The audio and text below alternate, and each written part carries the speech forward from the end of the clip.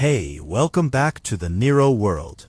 Today we're diving into another Nero Wolfe mystery, smart, sharp, and worth every minute. The trouble with wealthy widows is that they always arrive at the wrong time. Nero Wolfe keeps a schedule so rigid you could set a Swiss watch by it. 9 to 11 in the morning and 4 to 6 in the afternoon, up in the plant rooms with his 10,000 orchids, unreachable by God, the police commissioner, or the President of the United States. The hours in between he devotes to reading, eating, and constructing elaborate reasons why whatever case I've just described to him isn't worth his attention. It was on a Wednesday in late October that Mrs. Cecilia Hartwell rang the bell at the old brownstone on West 35th Street. And I answered it myself, because Fritz was occupied with something involving a duck and what smelled like a Madeira reduction. She was perhaps 60, with silver hair pinned so precisely it might have been lacquered, and she wore a charcoal wool suit that cost more than my monthly salary. Her eyes were gray and sharp, and she held a small leather handbag against her ribs, as though someone had recently tried to take it from her. "Mr. Goodwin," she said, before I had spoken a word, "I telephoned this morning. I am Cecilia Hartwell." I stood aside and let her in. "You have good timing, Mrs. Hartwell. Mr. Wolfe comes down from the plant rooms at 11. You've got 4 minutes." She settled into the red leather chair across from Wolfe's desk, with the practiced composure of a woman who had spent 40 years managing rooms full of difficult men. I sat at my own desk, pulled out a pad, and watched her. Her hands were steady. Her jaw was set. But there was something behind those gray eyes. Not fear exactly. More like the controlled tension of a person who has been afraid for long enough that they've learned to wear it like a second skin. Wolfe came down at 11:02, which for him is punctual. He moved through the doorway, all 270 pounds of him, registered the presence of a visitor, and settled into his reinforced chair behind the desk with the slow, deliberate motion of a man who has decided in advance to be annoyed. "She telephoned this morning about what she described as a matter of some urgency." "Most matters described as urgent are not," Wolfe said. He looked at her the way he looks at a new orchid hybrid, with assessment, not warmth. "What brings you here, madam?" Cecilia Hartwell did not flinch. "My nephew is about to be charged with the murder of a man named Roland Fenn," she said. "He did not do it. I want you to prove that." "The police believe otherwise?" "The police believe whatever is convenient. Marcus, my nephew, Marcus Hartwell, was found at the scene. He had argued publicly with Mr. Fenn 3 days before the man's death. And he stands to inherit, through a rather tortured set of legal circumstances I will explain, approximately $400,000 from Fenn's estate." She paused. "The circumstances do not look favorable." Wolfe's eyes, which had been at their default state of heavy-lidded indifference, sharpened by a millimeter. "You said Fenn was a patron. Your phone message used that word." I glanced at my notes. She had in fact used it. I hadn't thought much of it at the time. "Roland Fenn was a patron of the arts," she said, "specifically of the Aldrich Gallery on 57th Street. He funded exhibitions, purchased work, and more relevantly, he had for the past 6 years been the primary financial supporter of Marcus's career. Marcus is a sculptor. Was, one might say, given that his career is now in ruins, regardless of whether he goes to prison." "Tell me about the quarrel," Wolfe said. She folded her hands in her lap. 3 weeks ago, Roland Fenn informed Marcus that he was withdrawing his patronage entirely. No explanation was given beyond what Marcus describes as, she paused, as if choosing her words with the care of someone diffusing something, a change in his personal priorities. Marcus was understandably distraught. He confronted Fenn at a private dinner at the gallery. Marcus said things he should not have said. He left. 4 days later, Roland Fenn was found dead in his office at the gallery. "The cause of death?" I asked. "A blow to the back of the skull. The medical examiner has placed the time of death between 9 and 11 on the evening of October 14th. She looked at me steadily. "Marcus has no verifiable alibi for that window. Wolfe leaned back and pressed his fingertips together, staring at the ceiling. This is either his thinking posture or his sleeping posture, and after 4 years, I can sometimes tell the difference. This time, I thought, he was thinking. You said Marcus inherits money from Fenn's estate, he said. Through tortured legal circumstances. Explain the torture. For the first time, something crossed her face that wasn't composure. A slight compression of the lips, as if this part of the story cost her something. Roland Fenn had no children. His will was written 14 years ago, when he and my nephew had a close friendship. Marcus was named a beneficiary to the sum of $400,000. 2 years ago, Fenn apparently began drafting a new will with different provisions. He had not signed it at the time of his death. So the old will stands, I said. The old will stands, and the police therefore believe that Marcus killed Fenn before the new will could be executed. Wolfe looked at her for a long moment. Was Marcus aware of the new will? She hesitated. 1 second, perhaps 2. But I noted it, because I note everything. He says he was not. You are uncertain whether to believe him. Another pause. I believe he did not kill Roland Fenn. I am less certain about what he knew. Wolfe made a sound that wasn't quite a grunt and wasn't quite a sigh. He looked at me, I looked at him. We have a system for these moments. He raises the question with his expression, and I give my read with mine. My read was, this one has layers, and she's only showing us the top coat. Who else had a significant relationship with Fenn? Wolfe asked. Several people, she said. There is Pauline Voss. She managed the gallery, and by most accounts, had been Fenn's closest associate for the past decade. There is Victor Aldrich, who owns the gallery itself, and had been in a long-standing legal dispute with Fenn over the gallery's financial arrangements. There is Nora Kincaid, who was Fenn's personal attorney and who drafted the new will. And there is Thomas Grubb, who was, well, the kindest description would be Fenn's social secretary. The unkindest would be something I won't say in your office. You can say anything in this office, Wolfe said. Archie has heard worse. He kept the man, she said crisply, in comfort and with discretion for approximately 4 years. Everyone knew it, and no one said it. Wolfe nodded. Very well, my fee is $1,000 a day against expenses, with a retainer of $5,000. If I find that your nephew is guilty, I will tell you so, and the case concludes there. I will not manufacture innocence. I wouldn't want you to, Cecilia Hartwell said. She opened the leather handbag and removed an envelope, which she placed on Wolfe's desk with the precision of a woman who had prepared exactly this for exactly this moment. I want the truth. I have simply spent 70 years in this city learning that the truth usually needs help finding its way out. She left at 11:22. I showed her to the door, watched the car, a hired town car I noted, not a personal driver, pull away from the curb, and went back to the office. Well, I said.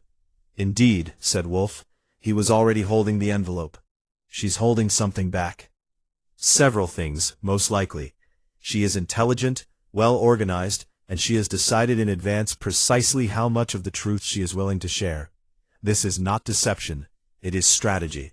The question is whether what she is withholding is relevant to the murder or merely to the family's reputation. And how do we find out? He picked up his book. You will go to the gallery this afternoon. Talk to anyone willing to talk. Come back and tell me what they smell like. You mean figuratively. I mean precisely what I said. People who live among art develop a particular relationship to appearances. Observe what they emphasize. Observe what they skip.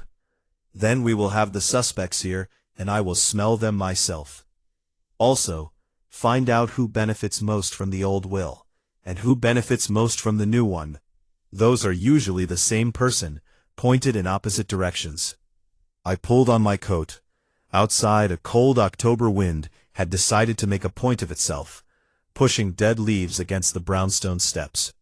Somewhere on 57th Street, a dead man's gallery was still open, still selling art, and still keeping secrets. I do love this job. The Aldrich Gallery occupied the ground floor of a limestone building on 57th Street between Park and Lexington, in that particular corridor of Manhattan where money has learned to dress quietly. There were no bright signs, no sandwich boards, no hours posted in the window. Just a discreet brass plate beside a glass door. And visible through the glass, pale walls hung with large canvases in the austere manner of people who consider taste a private virtue. I went in at 2:15. The entrance area held 3 paintings and a woman at a reception desk who looked up with the calibrated warmth of someone paid to seem pleased to see you without actually being so. She was around 35, with dark hair cut close and reading glasses on a chain around her neck. Her nameplate said, Pauline Voss, Director. That was convenient. I'm Archie Goodwin, I said, from the office of Nero Wolfe. I believe Mrs. Cecilia Hartwell may have called ahead.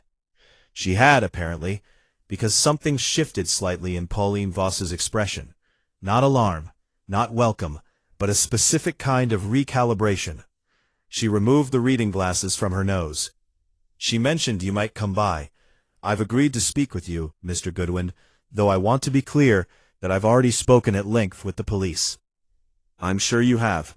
I promise to ask different questions. She led me through a doorway into the main exhibition space, which was currently showing a collection of large abstract oils in burnt orange and gray, moody things that seemed to be arguing with themselves. She sat in a low chair near the far wall and gestured me toward another. This was her territory, and she wanted me to feel it. You manage the gallery, I said. How long? 11 years. I came on when Victor Aldrich was expanding and needed someone to handle the operational side. She said this with a flatness that suggested the distinction between her work and Aldrich's was a point of some importance to her. What was your relationship with Roland Fenn? Professional. Close, as these things go. Roland was the gallery's primary patron for the better part of a decade. He funded 3 major exhibitions, underwrote 2 artist residencies, and spent, she paused, not for effect, but because she was calculating, I would estimate north of $2 million with this gallery and the artists it represents. Were you surprised when he withdrew his patronage from Marcus Hartwell? Something moved across her face, quick and controlled. I was not entirely surprised, no. Why not? She looked at me steadily. Roland had become less satisfied in recent months with certain aspects of his arrangements here. I don't think it was any one thing. Patronage is a relationship, Mr. Goodwin. Like any relationship, it can wear out. I wrote that down, not because I needed to. I have a memory that Fritz, who mistrusts it, calls unnatural, but because people talk more freely when they think you're occupied.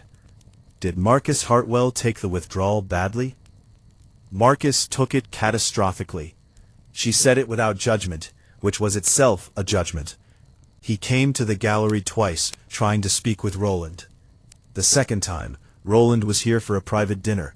Marcus arrived without an invitation. They argued in the East Room, in front of 4 other people. Marcus told Roland that he had... She stopped. Go on. That he had made him, and that he could destroy him just as easily. She said it carefully, as if tasting each word for poison before releasing it. Those were his words, as I understood them. And what did Fenn say? Roland told him to leave. Marcus did, eventually. She straightened an invisible wrinkle in her skirt. 2 days later, Roland was dead. I shifted. Where were you on the evening of October 14th?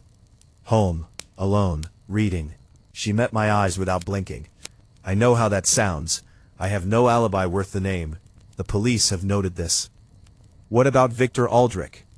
Victor was in Philadelphia for a preview event. He has receipts, hotel records, and approximately 30 witnesses. The tiniest edge on that. Not resentment, something more like relief, which was interesting. And Thomas Grubb? This time the pause was longer. Thomas was here that evening, in the back office. He has keys to the building. He says he left by 8, which would be before the estimated time of death. She folded her hands. I can't tell you anything else about Thomas. You should ask him yourself. I made a note of that particular form of the non-answer. One more question. The new will, the one Fenn was drafting before he died. Do you know anything about its provisions? Pauline Voss looked at me for 3 full seconds. I know he intended to leave a substantial sum to the gallery itself, she said, rather than to individuals. He told me this himself, about a month ago. He seemed resolute about it. Did he tell you how much? He said it would be significant. He said the word foundation. I thanked her, and went looking for Thomas Grubb. I found him in a narrow room at the rear of the gallery, behind a door marked staff only, sitting at a desk buried under papers and what appeared to be 3 separate calendars. Thomas Grubb was younger than I'd expected from the description, mid-30s with a round face, sandy hair, and the slightly unmoored look of a man who has organized his entire identity around another person and is now discovering that this was a poor investment strategy. He shook my hand with both of his, which is either very warm or very nervous. Mrs. Hartwell said you'd be coming, he said. Please sit down. Would you like coffee? I can get coffee. I'm fine, thank you. I sat. He hovered, then sat. How long did you work for Mr. Fenn? Almost exactly. He said the name with a particular softness that told me everything Cecilia Hartwell had told us in different words. I handled his correspondence, his schedule, his social commitments. He entertained a great deal. And outside of professional duties, he looked at his hands. I cared for him a great deal. I think he cared for me as well, in his way. Roland was he wasn't demonstrative, but he was generous. Were you aware he was revising his will? Grubb looked up. He mentioned it. He said he was thinking about his legacy. He used that word, legacy. He wanted the gallery to carry on after him. He wanted Marcus to be... He stopped. To be what? Independent. He told me, about 6 weeks before he died, that he thought Marcus had become too dependent on external support. That it wasn't good for the work. He said this with the careful neutrality of someone repeating a verdict they personally disagreed with. I think he meant it kindly. But Marcus didn't receive it kindly. No, Marcus received it as betrayal. He paused. I can understand both views. Where were you on the night of October 14th? Here until about 8. Then I went home to my apartment on 64th. I did go back, briefly, around 9:15. I'd left a notebook I needed. I let myself in with my key, went to this room, got the notebook, and left. He said it with the speed of someone who has rehearsed this several times, and is now worried the rehearsal is showing. Did you see anyone? He hesitated. I thought I heard something. In the main gallery. I assumed it was Pauline. She sometimes works late. I didn't investigate. I just got the notebook and left. I studied his face. The unmoored quality had deepened into something closer to distress. Grubb, if you know something that's relevant to what happened to Roland Fenn, withholding it makes things worse. He met my eyes for the first time since I'd mentioned the will. I don't know anything, he said. I only know what I heard, and I can't be certain of what I heard. I left him with my card, and went to find Victor Aldrich. Aldrich wasn't in, which Pauline Voss informed me with a politeness that suggested she'd known this all along. He was at a meeting uptown, expected back by 4. I left my card and went back out into the October wind. On the way home I stopped for a cup of coffee at a place on Lexington, and thought about what I had. 3 people without airtight alibis. A director who wasn't entirely surprised by Fenn's decision and knew about the will. A grieving companion who had gone back to the gallery that night and heard something. And a gallery owner who was very conveniently away in Philadelphia. The sculptor with a motive, a threat, and no alibi. And somewhere in there, a dead man who had been in the process of rewriting who he loved and who he trusted. That kind of rewriting makes people dangerous, in my experience. Sometimes the people being rewritten, sometimes the ones being written in. The next morning I went to see Marcus Hartwell. He lived in a loft in Gowanus, Brooklyn, which he apparently used as both studio and apartment, the two having reached an uneasy coexistence, with half the space given over to a kitchen and a sleeping area, and the other half to work that smelled of metal and something chemical I couldn't identify. Large pieces of sculpture occupied the floor, and hung from a ceiling track system. Human forms in abstracted bronze, angular and unresolved in a way that seemed intentional, as if Marcus Hartwell believed that resolution was a form of dishonesty. He was 34, dark-haired, and had the look of someone who hadn't slept well in 2 weeks. He let me in, made no offer of coffee or pleasantries, and stood in the middle of the studio floor with his arms folded, as though bracing for a collision. "My aunt hired Nero Wolfe," he said. "She did. I'm Archie Goodwin, his associate. I'd like to ask you some questions." "The police have already asked me questions." "I'm sure. As I said, I'd like to ask some more." I looked around. One of the bronze figures caught my attention. A tall piece, maybe 6 feet, a figure leaning forward, with one arm extended, and the hand open, either reaching for something or releasing it. Hard to say which. "Is that new?"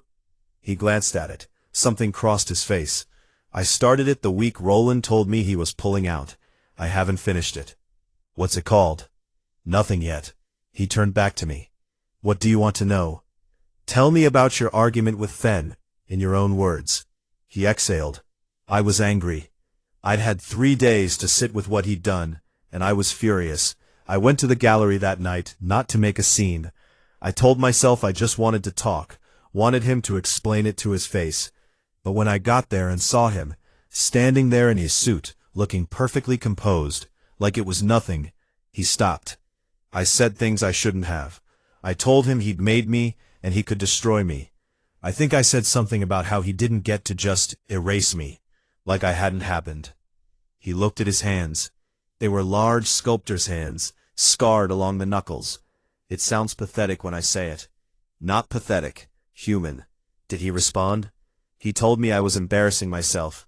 He told me to leave and come back when I could speak rationally. He said. Marcus paused, and this pause had a different quality from the others. He said there were things about his situation that I didn't understand, and that he was sorry I'd been hurt, but that some obligations had to take precedence. What obligations? He didn't say. I assumed he meant financial ones, that he was pulling back his spending across the board.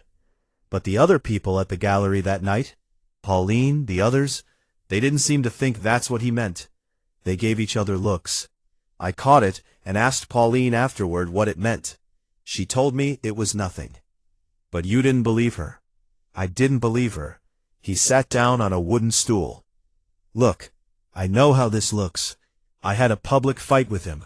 I made what sounds like a threat. I have no alibi. And I inherit $400,000 now, instead of whatever he was leaving me in the new will. He looked up. But I didn't go back to the gallery that night. I went home. I drank too much whiskey and I sat in this studio, and I was angry, and I went to sleep. What time did you get home? 10:30 maybe. The argument was over by 9. The medical examiner had placed Fenn's death between 9 and 11. Marcus left by 9. The window was tight, but not impossible. Brooklyn to 57th Street and back, if you moved quickly, was doable. Did you know about the new will? He looked at me steadily. I knew he was changing it. I didn't know the specifics. A beat. I found out about 6 weeks ago. Roland told me himself. He said he was leaving his estate to support the gallery as an institution.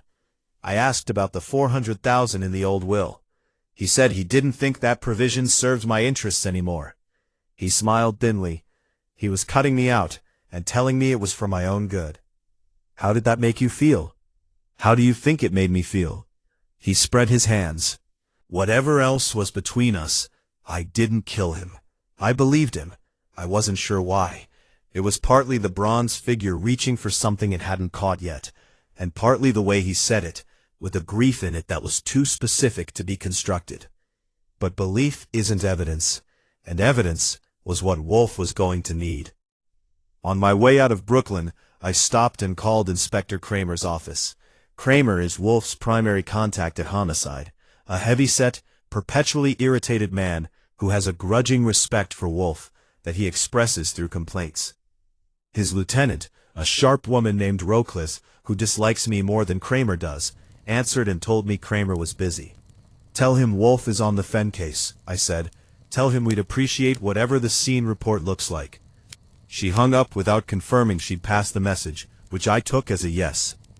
When I got back to the brownstone, Wolfe was at his desk, working through the Times crossword with a fountain pen, which means he's in a tolerably good mood. I gave him my full report, while he listened with his eyes half closed, and his lips occasionally purse in the way they do when something interests him. When I finished, he sat quietly for a moment. "Thomas Grubb returned to the gallery at 9:15, he said. That's what he said. And the medical examiner places death between 9 and 11. What time did Pauline Voss claim to have left? She didn't. She said she was home alone. I didn't get a departure time from her. Get one. Also, the phrase Marcus Hartwell used.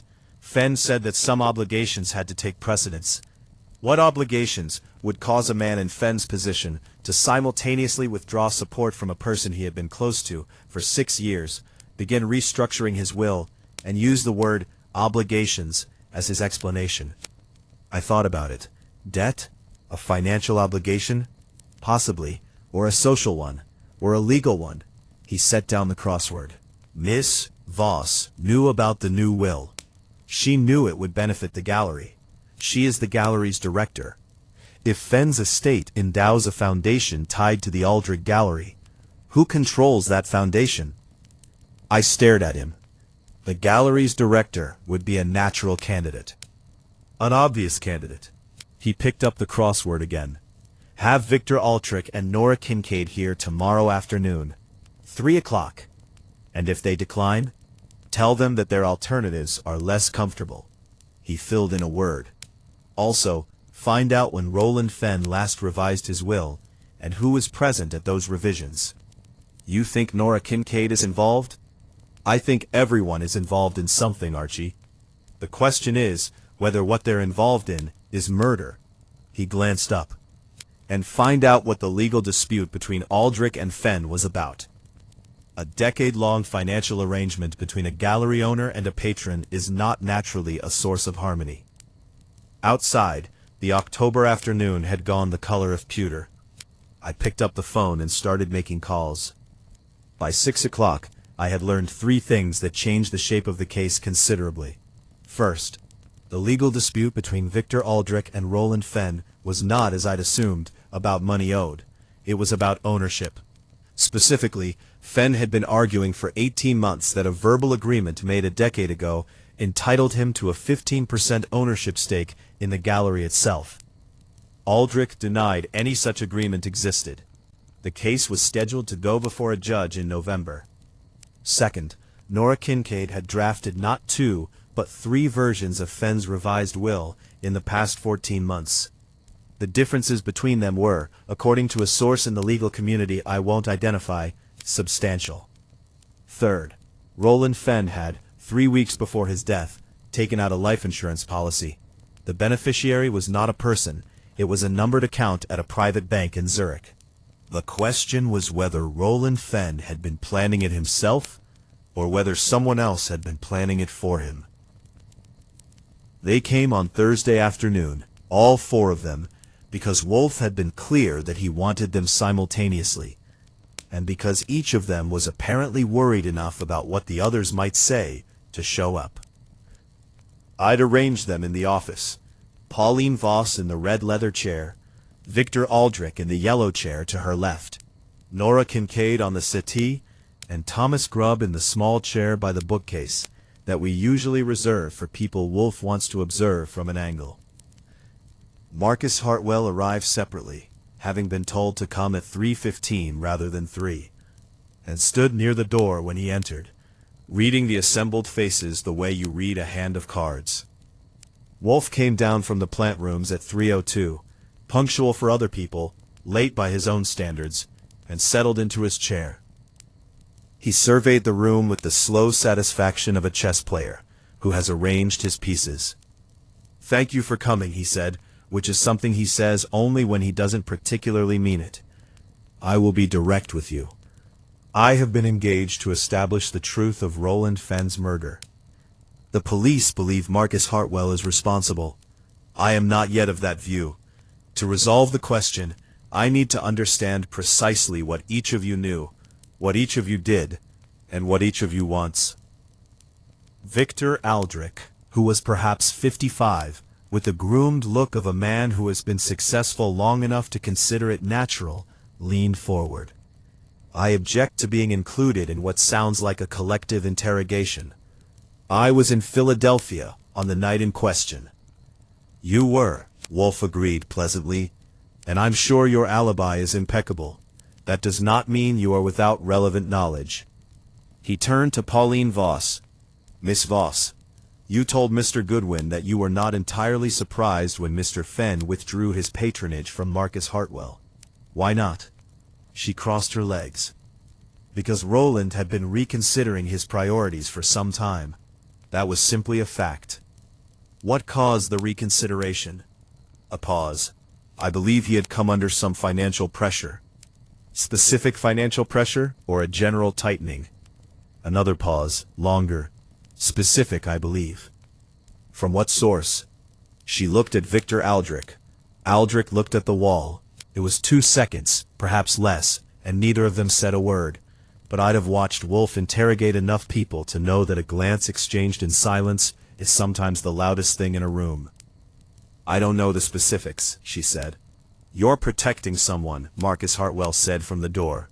Everyone turned. He had been so still I think several of them had half forgotten he was there. He was looking at Aldrich. "You always protected him, even when he didn't deserve it." "Marcus," Nora Kincaid said quietly. "Want to know what was happening?" His voice was controlled but only barely. 6 years, and then nothing, and nobody will tell me why. What was he afraid of?" Wolfe looked at Aldrich. "Mr. Aldrich, the ownership dispute you and Mr. Fenn were engaged in, the one scheduled for November. Tell me about the verbal agreement Fenn claimed you made." "There was no verbal agreement." Roland convinced himself there was, as wealthy men sometimes convince themselves of things when they become accustomed to not being questioned. "I built this gallery. I took on a patron. That is the entirety of our arrangement." Mr. Fenn apparently disagreed. He apparently felt that his 20 years of financial support had purchased him something more substantial than gratitude. Wolfe's tone was mild, academic. "Did he ever suggest that he had documentation of this alleged agreement?" A brief silence. "He claimed he had correspondence." "Correspondence? Letters, perhaps? Emails?" "He claimed letters. Old ones from the early period of our relationship." Aldrich shifted in his chair. "I wrote things in those years in the spirit of gratitude, not contract. Roland chose in later years to interpret them otherwise." "When did the dispute become formal?" 18 months ago. Our attorneys got involved." "And did the dispute affect the gallery's financial arrangements with Mr. Fenn in the interim?" "It complicated them." Aldrich pressed his lips together. "Roland continued his patronage publicly. Privately, there was tension." Wolfe turned to Nora Kincaid, who was a precise, thin-faced woman of around 50, with the careful stillness of someone who has spent a career keeping other people's secrets. "Miss Kincaid, you drafted 3 versions of Mr. Fenn's revised will over 14 months. In the final version, the unsigned one, what were the primary provisions?" She looked at him steadily. "Attorney-client privilege extends beyond death in New York." "It does, and yet you are here, which suggests you have already weighed what you owe your late client against what you might owe the truth." He watched her. "I am not asking for the complete document. I am asking what, in broad terms, had changed between the first draft and the last." She was quiet for a moment. Then, "In the first draft, the gallery was named as a significant beneficiary. In the final draft, it was removed entirely." The room shifted. Not dramatically. Nobody leaped from their chair or gasped in the manner of a theatrical production. But something changed in the distribution of attention. Pauline Voss's hands, which had been quiet in her lap, moved to the arm of the chair. Victor Aldrich turned his head toward Kincaid, very slightly, as if hearing something from an unexpected direction. "Removed," Wolfe said. "Yes, in the final draft, the bulk of the estate was directed to individual beneficiaries and to a private charitable trust not affiliated with the Aldrich Gallery." "And when was the final draft completed?" "Approximately 3 weeks before Mr. Fenn's death."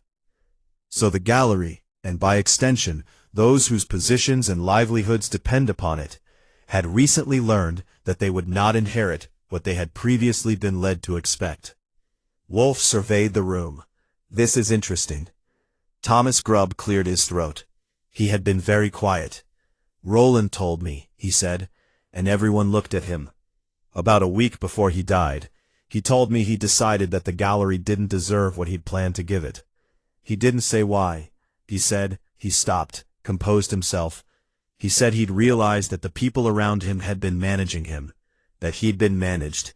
He was angry about it." "Managed," Wolfe repeated. "How had he been managed?" "He didn't say. He said he was correcting it." Grubb's voice was quiet. 3 days later, he was dead. Wolfe was silent for a long moment. Around the room, the faces were doing what faces do under prolonged scrutiny: composing, compressing, calculating. Marcus Hartwell at the door was watching Pauline Voss. Pauline Voss was watching her own hands. Victor Aldrich was looking at a point 6 inches above Wolfe's head, with the expression of a man who has decided that studied neutrality is his best available posture. "One more question," Wolfe said, "for all of you. In the weeks before his death, did Roland Fenn say anything at all, to suggest that he felt threatened, or was under some form of pressure that he found intolerable?" 5 people in the room. 5 different species of silence. Then Thomas Grubb said, "He told me once that he had made a mistake he didn't know how to fix. He said it in October, maybe 2 weeks before he died. I asked him what he meant. He said, 'Some things you pay for in installments, Thomas, and eventually the account runs dry.' I didn't know what he meant. I still don't." Wolfe looked at him for a moment. "I think you may know more than you realize," he said. "Thank you all. Mr. Goodwin will show you out." I showed them out. Each one of them, in the brief passage from office to door, wore a different variety of relieved. Relieved to be done, or relieved that something hadn't been said, or relieved that someone else hadn't said something they were afraid of. It's remarkable how much information relief contains, if you watch for it. When I came back, Wolfe was staring at the ceiling. "Well," I said. "Someone in that room," he said, "is lying about what they knew, and when they knew it. Perhaps 2 of them. The liar or liars have constructed their deception carefully. Carefully enough that I cannot yet identify it definitively. But the shape of it is beginning to emerge." "What shape?" "The shape of a man who was being maneuvered toward a decision, realized it, tried to reverse course, and was killed before he could." He lowered his eyes from the ceiling. "Get me Victor Aldrich's financial records if you can, and I want to know the content of those early letters from Aldrich to Fenn, the ones Fenn claimed constituted an agreement. That might take some creative acquisition." "Use whatever creativity is legally defensible," Wolfe said, "and describe the rest to me afterward." Friday was a working day, and I worked it. I started with Lily Rowan, who is a friend of mine in the way that requires a good deal of punctuation to explain properly, and who knows more about the New York art world than most people who actually work in it. Over coffee at her apartment on 63rd, she told me 3 things about the Aldrich Gallery. 1. Victor Aldrich had been in financial difficulty approximately 3 years ago, serious enough that the gallery had quietly sought a significant line of credit. The credit had not, in the end, been necessary. The gallery's finances had stabilized. The timing of the stabilization coincided roughly with Roland Fenn increasing his patronage beyond its previous level. 2. The art community had long assumed that Fenn's relationship with the gallery was more than philanthropic, specifically that he had some form of operational or ownership interest that wasn't publicly documented. This was treated as an open secret of the sort that everyone knows and nobody says. Pauline Voss had applied for a position at a gallery in Chicago 18 months ago. She had not gotten it. The timing, Lily observed, with the particular smile she reserves for information she knows is useful, coincided almost exactly with the beginning of Aldrich and Fenn's legal dispute. I thanked her and went to the Public Records Office, where a contact of mine allowed me access to certain filings in the Aldrich-Fenn case. The early letters Fenn had cited as evidence of a partnership agreement were included as exhibits. I read them carefully. They were written in the language of gratitude and vision, as Aldrich had claimed. But two of them contained specific phrases that a certain kind of lawyer, with sufficient determination, could read as commitments. One letter included the phrase, "your stake in what we're building together." Another referred to the share you will always have in this house and its future. They were the letters of a man writing to a patron he admired, in the florid idiom of an earlier period. But they were also, under enough pressure, the letters of a man who had made a promise. Fenn had apparently decided, 18 months ago, that the promise was real. Aldrich had apparently decided that the promise had never been made. What would settle the question, I thought, was a third party who had been present at the early conversations. Someone who could testify to what had been understood between them at the time. I thought about who would know. I thought about who had been around the gallery for a decade. Pauline Voss had been there for 11 years. I went back to the gallery. She received me with less warmth this time, which was fair. She'd already talked to me twice, and probably felt the visits had a diminishing return. But she agreed to speak with me in her office, which was small and very organized, with stacks of exhibition catalogs and a framed photograph on the desk of what I took to be a younger Pauline Voss standing next to Roland Fenn at an opening, both of them smiling with the slightly theatrical quality of people performing happiness for a camera. "Tell me about the early days," I said, "when Fenn first became involved with the gallery." She was quiet for a moment. He came in one afternoon, just walked in off the street. Victor had a small show-up. 3 local painters, nothing significant. Roland stood in front of a painting for 20 minutes, bought it, and then turned to Victor and said he thought the gallery had potential, but was being underused. She smiled slightly. Victor was offended and intrigued in equal measure. By the following year, Roland was funding our first major exhibition. Did you hear any conversations in those early years about ownership, about Fenn having a stake? She picked up a pencil and set it down again. I heard conversations about partnership, about vision, about the gallery being something both of them were building. She looked at me. Roland interpreted those conversations one way. Victor interpreted them another. "What's your interpretation?" "I think," she said carefully, "that Roland was the kind of man who, when he committed himself to something, felt that the commitment entitled him to a proportionate share of what that thing became.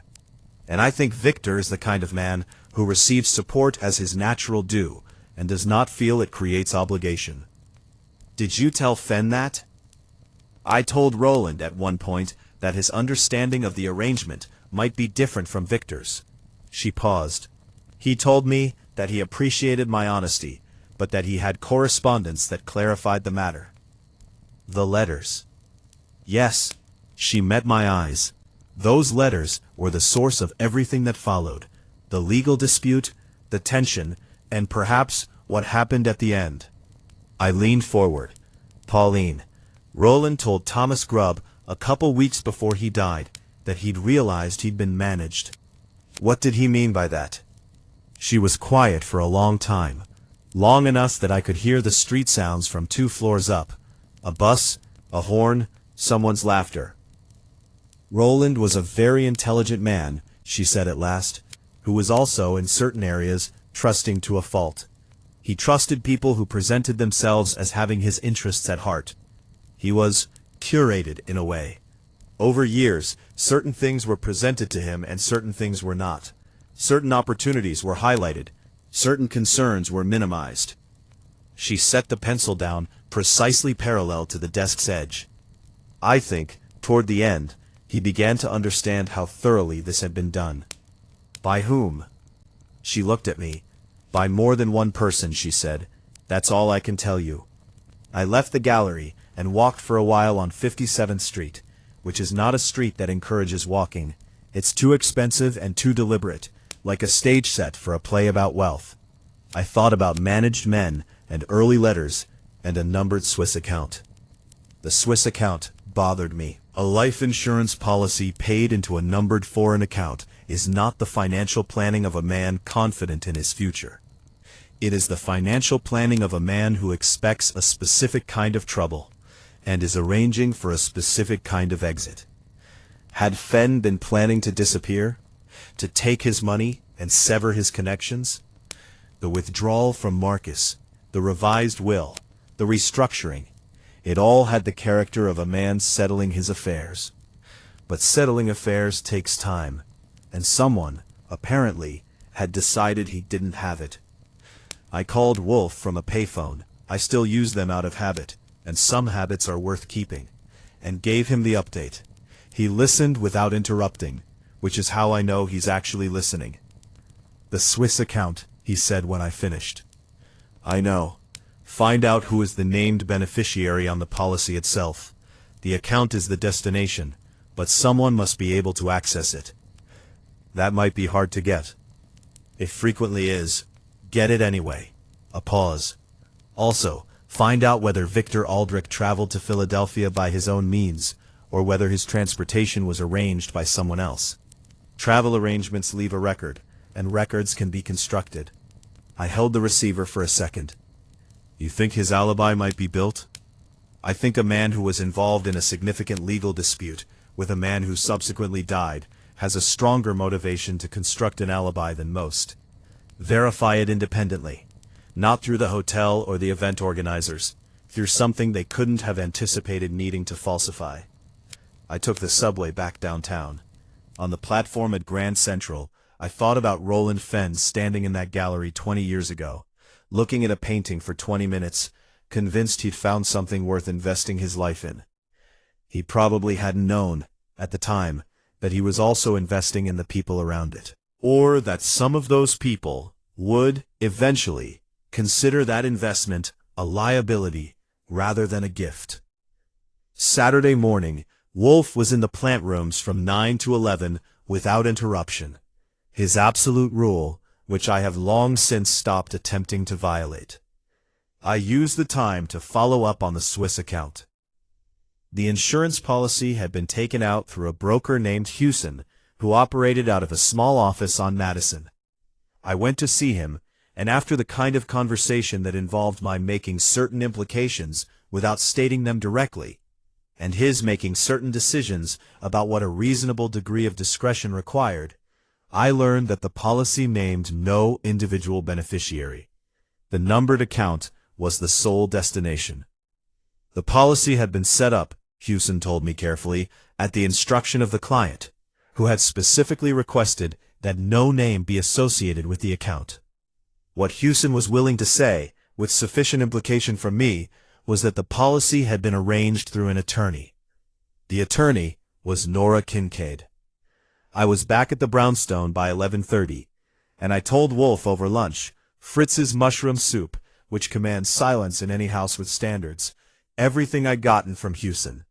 Wolfe ate with complete concentration for 3 minutes, then set down his spoon and looked at the far wall. Nora Kincaid drafted 3 wills, he said. She arranged a life insurance policy with a foreign account as beneficiary. She is the attorney who would have guided Fenn through the legal mechanisms of the ownership dispute. He was quiet for a moment.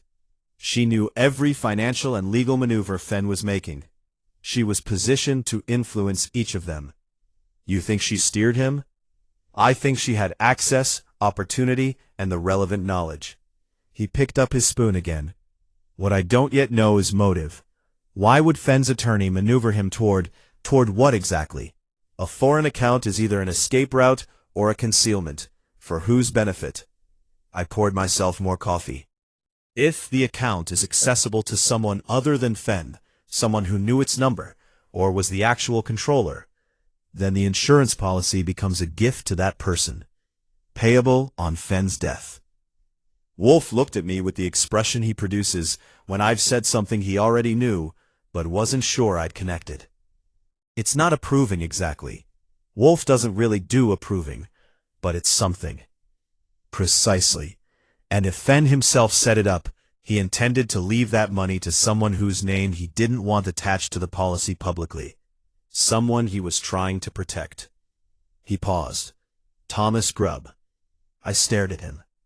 Consider it, he said. Fenn was revising his will to remove the gallery from his estate. He was restructuring his financial arrangements. He was, per Thomas Grubb's own account, telling Grubb that some things had to be paid for in installments. He was, also per Grubb's account, angry about being managed. He folded his hands. What if Fenn had discovered that his arrangements with the gallery, and perhaps with Grubb, were not as he had understood them to be? What if someone had been using Fenn's generosity, and Fenn had finally realized it? Then the Swiss account. Is Fenn setting aside money for Grubb quietly, outside the estate, so that whatever legal battles follow his death don't affect it? He was protecting Grubb from the people he was about to go to war with. He was quiet for a moment. And someone decided to prevent that war by removing Fenn from it. Aldrich, I said.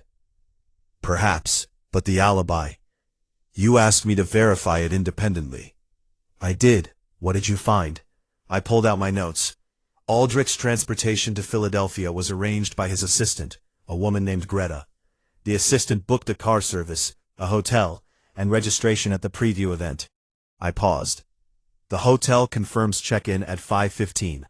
The event registration shows him at a 6 o'clock reception. But I tracked down someone who was at that reception, a gallery owner named Demetris, who I reached by phone. He says Aldrich was there for the first half hour, and then he didn't see him again. Wolfe's eyelids moved. A reception he attended briefly and then departed. He could have been back in New York by 9. Philadelphia to New York is 2 hours by car. Possibly 90 minutes with sufficient urgency. Wolfe pressed his fingertips together. He would have needed to know when Fenn would be at the gallery alone. He would have needed access, or the knowledge that access would be possible. The keys, I said. Grubb has keys. Pauline Voss presumably has keys. Aldrich owns the building. Aldrich owns the building. Wolfe repeated it slowly. He didn't need to break in. He didn't need anyone's key. He could simply return. I thought for a moment, but if Aldrich came back from Philadelphia and killed Fenn, he needed to know Fenn was there. How did he know? Someone told him. I went still. Pauline Voss. She manages the gallery's operations. She would know Fenn's schedule. She would know if he intended to spend the evening at the gallery. Wolfe looked at me. She said she was at home that evening. No alibi. You think she and Aldrich worked together? I think they may have been operating parallel interests for some time. The gallery's survival depended on Fenn's continued generosity. Fenn was in the process of withdrawing that generosity, not just from Marcus, but from the gallery entirely, per the final will. If that will had been signed, the gallery lost a legacy it had been counting on. If the legal dispute over ownership was decided in Fenn's favor, Aldrich lost a 15% stake in his own institution. He paused. Motive. In 2 forms. But we don't have them placed at the scene. No. What we have is Grubb, who went back that evening and heard something. Wolfe looked at me. He said he heard something in the main gallery and assumed it was Pauline. Why would he assume it was Pauline? I thought about it. Because she was often there late? Or because... I stopped. Because he had seen her car outside, Wolfe said. Or because he knew she was there from some other source. He assumed it was Pauline, because it was probable that it was Pauline. He paused. Or because he saw something, and that something has been frightening him ever since. He's protecting her? He's uncertain what he saw. Or he's certain, and he's terrified. Wolfe uncapped his fountain pen, which he uses for thinking more than for writing. We need him here alone, not in a room full of suspects. alone, where he can speak without an audience measuring every word.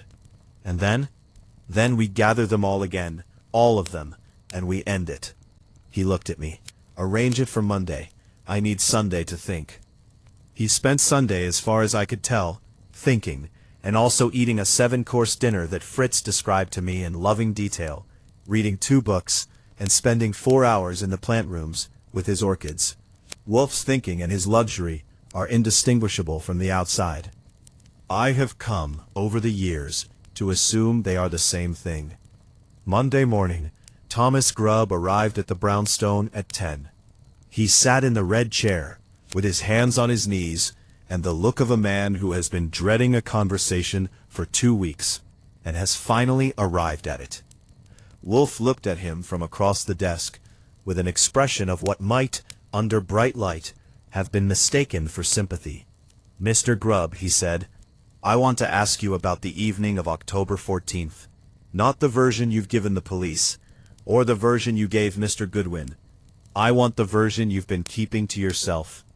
Grubb's hands tightened on his knees. He said nothing. "You went back to the gallery at 9:15 for a notebook," Wolfe continued.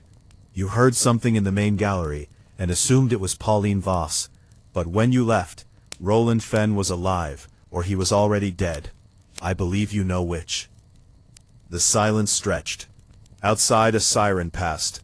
One of those moments of New York noise that makes silence inside a room seem more complete by contrast. "He was alive," Grubb said quietly. "When I arrived, he was in the main gallery. He was talking to someone. I could hear voices." "Could you hear what was being said?" "Not clearly. I heard Roland's voice. He was agitated. And I heard another voice that I—" He stopped. His jaw tightened. "That I recognized." "Whose voice?" "Victor Aldrich's." Wolfe looked at him steadily. "You recognized Victor Aldrich's voice in the gallery with Roland Fenn on the night Fenn was killed, and you said nothing." "I was—" Grubb's voice broke slightly. "I was afraid. Aldrich owns the gallery. The police already thought Marcus did it. I didn't see anything. I only heard, and I couldn't be certain." "You were certain enough," I said from my desk. "You've been certain for 2 weeks." He closed his eyes. When he opened them, something had resolved in his face, the unmoored quality, the hovering hesitation. "Yes," he said, "I was certain. I heard Roland say, he said, 'You came back. I didn't think you'd actually come.' And Aldrich said something I couldn't make out. And then Roland said, in a voice I'd never heard him use, he sounded frightened. He said, 'Victor, this won't change anything.'" He stopped. "That's the last thing I heard him say." The room was very quiet. "And then," Wolfe said, "I got the notebook and I left. I didn't go into the main gallery. I didn't look." He put his hands over his face briefly, then lowered them. "I walked out and I told myself I hadn't heard what I heard." Wolfe looked at him for a long moment. "You understand that you will have to tell the police what you've just told me?" "Yes. Inspector Kramer will want your full account. This afternoon, if possible." Grubb nodded. He looked exhausted, and beneath the exhaustion relieved, the relief of a man who has been holding something heavy for too long, and has finally set it down. I showed him out, and called Kramer. Kramer came to the brownstone himself, which he does when he's irritated and curious in equal measure. He sat in the red chair, and listened while Wolfe laid out what we had. Kramer is not a stupid man. He is a competent, experienced detective who has the great disadvantage of working within institutional structures that require he have evidence before he can act. Wolfe operates under no such constraint. "Grubb's testimony puts Aldrich at the scene," Kramer said. "That's a start. But Aldrich's attorney will argue Grubb had every reason to implicate someone else. Naturally. Which is why you will verify Aldrich's actual departure time from Philadelphia. The reception he attended. Mr. Demetris can confirm he left early. If his car service records show him returning to New York before 11, you have him in the city during the murder window." Wolfe paused. You will also want to examine the lock on the gallery's back entrance. Aldrich owns the building. He has a master key. If he used it, there may be a record in the security system. Kramer leaned forward. You said Voss might be involved. I believe she told Aldrich that Fenn would be at the gallery that evening. Whether she knew the purpose of his return is a separate question. Wolfe's tone was careful.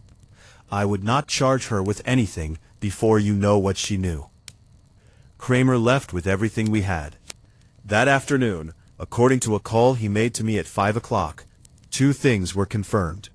The car service had a record of picking Aldrich up at the Philadelphia hotel at 7:45, and the gallery's security system logged a backdoor entry at 9:08, using a master key.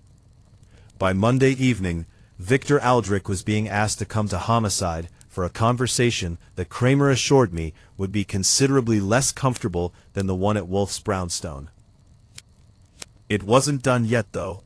Wolfe wanted the full picture. He wanted everyone together one last time.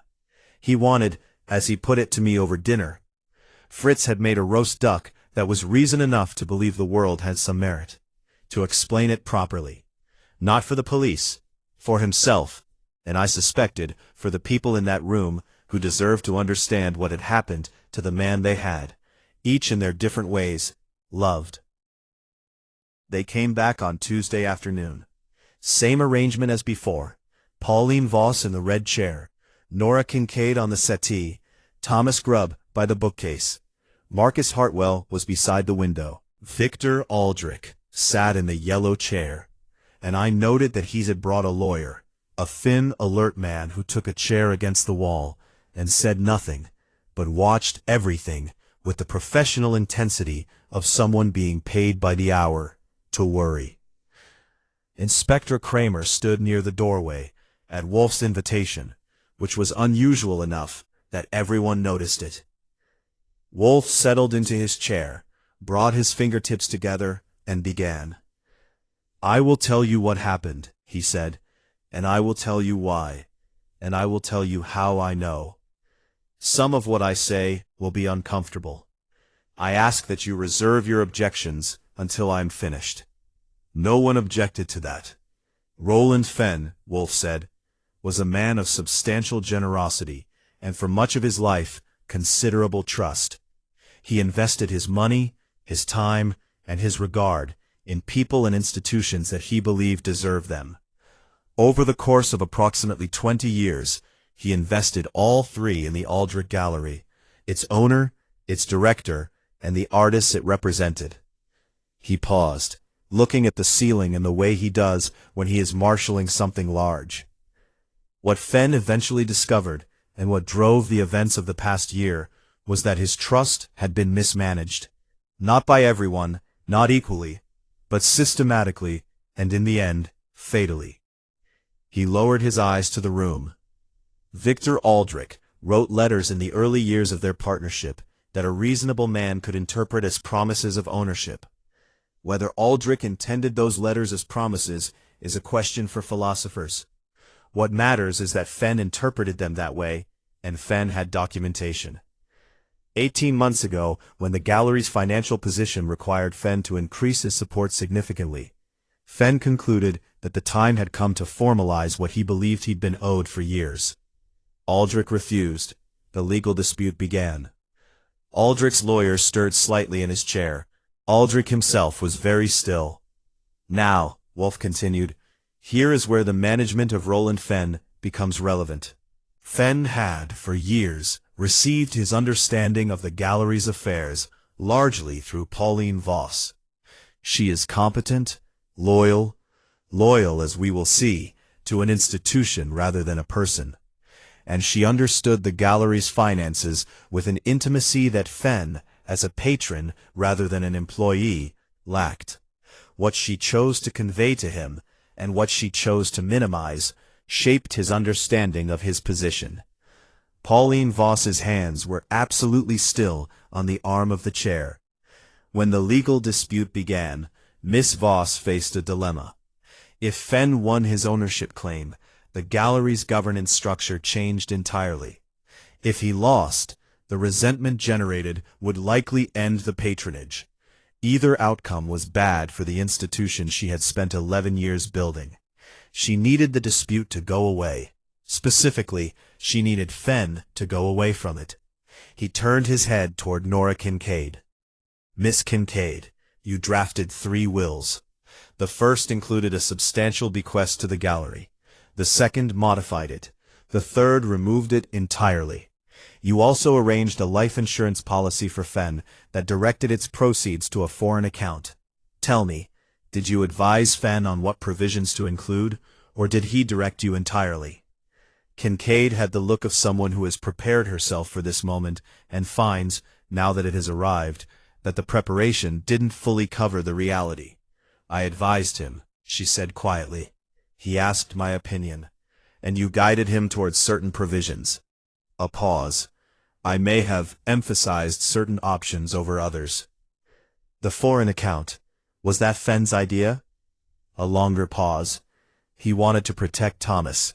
He didn't want the money subject to challenges from Aldrich's legal team. I suggested the structure. But the account, who has access to it?" She looked at him steadily. "The account is controlled by a trust. Thomas is the trust's beneficiary. And the trustee?" "Silence, Miss Kincaid," Wolfe said gently. "The trustee." "Myself," she said, very quietly. The room absorbed this. Grubb was looking at her with an expression of slow, disorienting comprehension.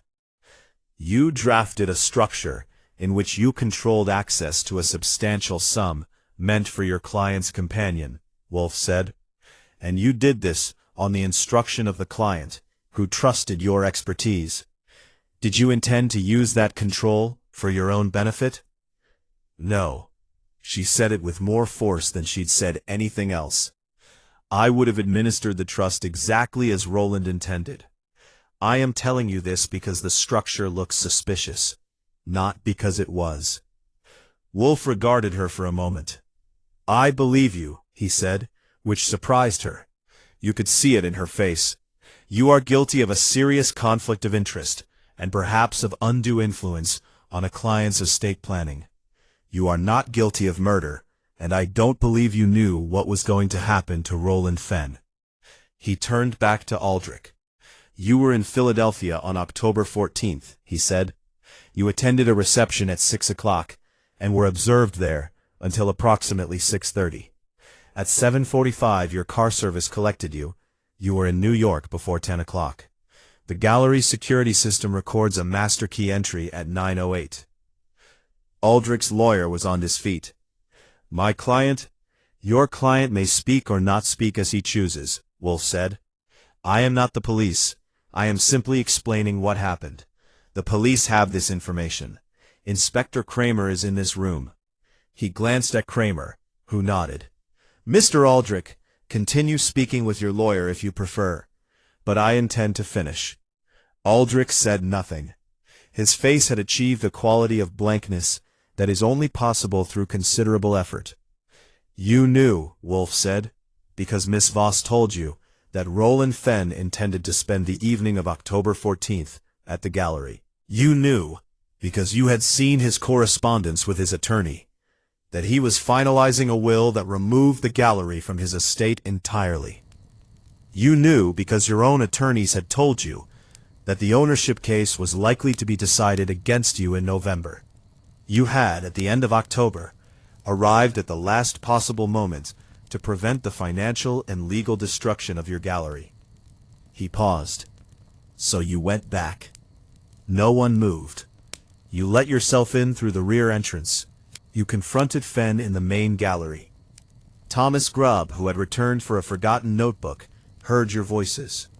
He heard Fenn say, 'Victor, this won't change anything.' He was right. It didn't change anything that mattered, but it changed everything else." Wolfe's voice was even, without drama, reporting facts the way a geologist reports strata. "You struck him from behind with something the police have since identified as a marble bookend that normally sat on the gallery's main desk. You left. You had a matter of hours before your absence in Philadelphia could be noted." The silence in the room was of a particular kind, not the silence of shock exactly, but of arrival. The silence of people who have been moving towards something and have now reached it. Marcus Hartwell had his eyes closed.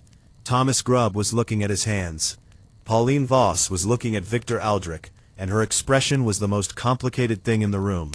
Grief and guilt, and something that might have been, underneath everything, a terrible relief. "Miss Voss," Wolfe said, "did you know he would go back that night?" She looked at Wolfe. "I told him Roland was there," she said. "I knew. I thought he would confront him. I thought there would be an argument. I didn't." She stopped. "I didn't think he would." "You told him, and you went home," Wolfe said. "You have spent 2 weeks telling yourself that telling him was not the same as what happened next. That is not entirely false, but it is not entirely true either, and I suspect you know it." "Yes," she said. "I know it." Kramer, from the doorway, said quietly, "Mr. Aldrich, I'd like you to come with me." Aldrich stood. He did it with a kind of controlled dignity, as though this too was a performance he had prepared for. The art of being led away. He looked briefly at Pauline Voss, and something passed between them that I couldn't read and didn't want to. Then he went with Kramer. Wolfe held a brief conference with Kramer's lieutenant at the door. The remaining people in the room did what people do after revelations. They arranged themselves in the unfamiliar geography of knowing. Marcus Hartwell, who had been suspected of murder for 2 weeks, sat by the window with his eyes closed and his hands loose in his lap, and did not speak. Thomas Grubb sat very still and looked at nothing in particular. Nora Kincaid looked at her own clasped hands. Pauline Voss looked at me. "Will the gallery survive?" she asked. It was, under the circumstances, a remarkable thing to ask first. "That," I said, "is not my department." Afterward, when everyone had gone and the brownstone had returned to its usual evening quiet, Fritz beginning the preparations for dinner, Wolfe back behind his desk with a fresh book, I sat at my desk and thought about Roland Fenn. He had stood in a gallery 20 years ago and looked at a painting for 20 minutes, and then he had invested his life in the people around it. He had been managed and maneuvered and finally killed by the web of interests that his own generosity had created. And at the end of it, his final acts had been attempts at correction, at taking back the steering of his own story. He hadn't made it. Satisfactory? I asked Wolfe. He considered. The logic is complete. The murderer is in custody. The innocent man is free. He turned a page. Whether it is satisfactory depends on what one considers the appropriate outcome for a case in which a generous man was killed by people he trusted. Not great, I said. No, he agreed. Not great. He turned another page. But complete. Completion is what I offer. Comfort is Fritz's department. Fritz appeared in the doorway at that moment to announce dinner, which turned out to be a pheasant in a cognac reduction that commanded all available attention. We ate in Wolfe's preferred silence, which is not an absence of communication, but a different form of it, the kind that happens between people who have been in enough rooms together that the words, for a while, are unnecessary. I thought about the bronze figure in Marcus Hartwell's studio, the one he'd started the week Fenn told him the patronage was ending. The figure with one arm extended and the hand open, either reaching or releasing. I still couldn't tell which it was, but I thought now that maybe that was the point. That Marcus had made something honest about a thing that cuts both ways. That he'd understood, even in his anger, that the line between letting go and reaching out is thinner than it looks. Not bad for a sculptor with no alibi and a lot to be angry about. Wolfe's cases end. The people in them continue. Aldrich would face trial. Voss would face consequences and her own accounting, which I suspected would be harder. Grubb would get his money eventually, through whatever legal channels Kincaid's trust required. Marcus Hartwell would go back to his studio in Gowanus and either finish the bronze figure or start something new. The city would do what the city does. Move forward, forget selectively, and present its next collection of secrets to whoever was willing to look for them. I put my fork down, pushed back my chair, and said, "Fritz, that was magnificent." Fritz received this with dignity and went back to his kitchen. Wolfe, without looking up from his book, said, "Archie, yeah, well done." From Nero Wolfe in the evening quiet of the West 35th Street brownstone, that is, I assure you, more than enough.